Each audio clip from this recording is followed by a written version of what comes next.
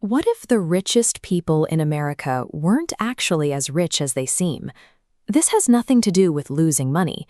It is the result of mastering the art of making wealth invisible. Ordinary workers pay taxes directly from every paycheck. The ultra-rich follow a separate rulebook that allows their wealth to bypass the tax barrier entirely.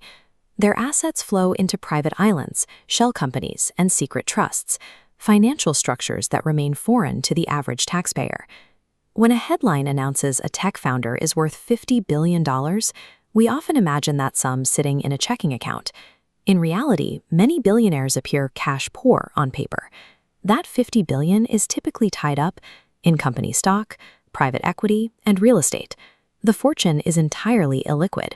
Selling those shares to generate spending cash would trigger massive capital gains taxes, potentially erasing billions of dollars in a single transaction. To maintain their status, billionaires must avoid the sell at all costs.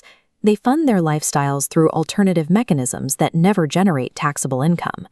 How does a cash-poor billionaire buy a private jet? They borrow against their assets rather than selling them.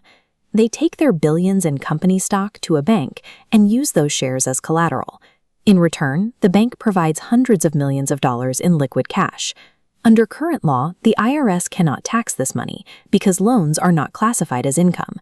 This untaxed borrowed money pays for the mega yachts and the luxury mansions. It provides a royal lifestyle without requiring a single dollar of earned salary. Wealth managers have a specific name for this cycle: buy, borrow, die.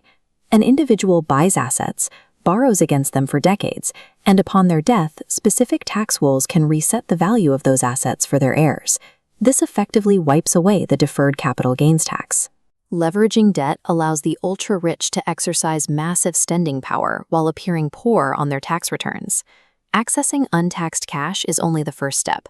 The next challenge is obscuring what that cash actually buys. If you examine the title for a luxury property or a private jet, the billionaire's name is rarely on the document. An LLC owns the mansion, a holding company owns that LLC, and a private trust owns the holding company. The true owner remains hidden behind these corporate walls. These layers provide physical privacy and protect personal assets from lawsuits, serving as a legal shield for the individual. The final layer involves moving these holding entities into offshore jurisdictions. Beyond the Hollywood stereotypes of secret briefcases, offshore simply means using the privacy laws and low tax rates of island nations to legally minimize a financial footprint.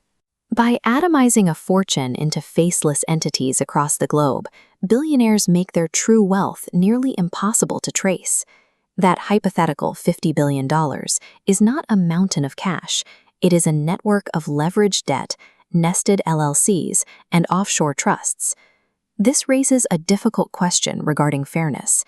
If a typical worker is taxed automatically, should they accept a system where billionaires avoid the same burden? Proponents argue that these individuals built massive companies and are simply following the legal tax code as it is written. The focus shifts from the billionaires themselves to the financial system that facilitates these maneuvers. While the average person uses basic software to file their taxes, the ultra-wealthy employ elite accountants to optimize every existing loophole. Most financial activity is easy to monitor. This level of wealth, however, hides behind complex systems that remain out of sight for most of the population. The next time you see a billionaire's net worth in a headline, remember that the figure represents a masterclass in legally rendering wealth invisible.